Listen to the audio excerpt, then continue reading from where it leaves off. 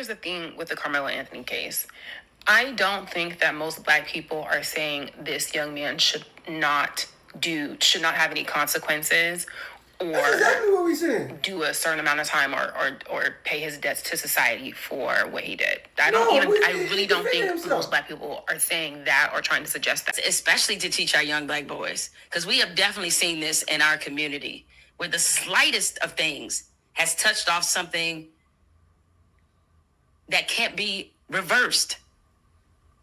So we need to be having conversation with our young Black boys about emotional regulation and decision-making and discernment and wisdom. And those are not easy conversations to have in a world that sees them the way that they do, but we have to have them to save them, to preserve them. He saved himself. We have to have them. It is damn near starting to look like a lot of these Black feminists are okay with Carmelo Anthony's sentencing.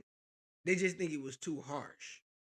You know, Carmelo Anthony was defending himself. So all this, we got to regulate and we got to make better decisions.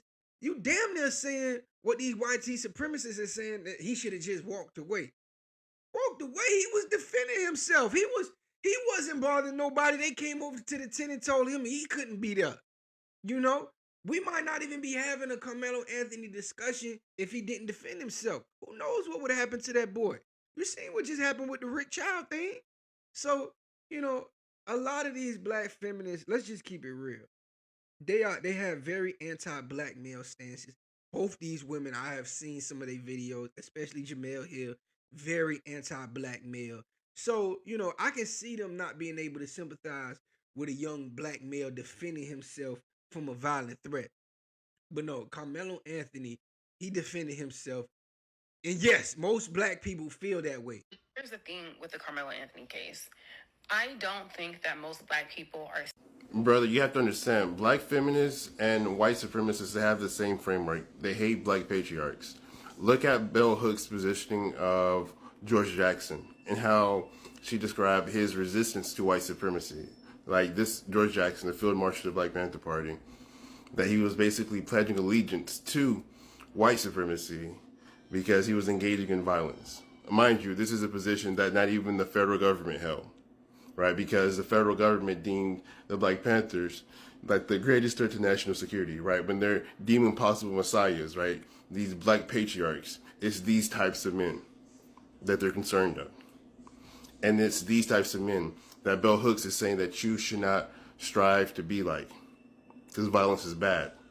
Now, these types of feminists, like if you look into Bell Hooks' positioning on Gloria Steinem, a CIA operative, right? Somebody who was in support of an institution that engaged in all levels of atrocities and violence, she deemed that as an ally, right? These are the type of people that say they connect with their womanhood over their Blackness. I've been saying this for like years. These Black feminists are pretty racist. Like they're the reason why, think this out. Look at the previous election. What was the talking point heading into it? That it was going to be Black men as the cause of the United States falling to fascism. Black feminists were setting Black men up to be scapegoats in a country that historically engaged in maximum levels of violence against Black men. A lot of these Black feminists, they call us bullet bags. I think was the Mecca one. I had one of the first videos I had that had like a solid response was calling her out on the whole 50-50 warrior. And it's these types of positioning, these Black feminists that try to emasculate Black men, this, downplay systemic racism to say how Black men are less than, right? So it's not surprising a lot of their positionings. Truly it's not.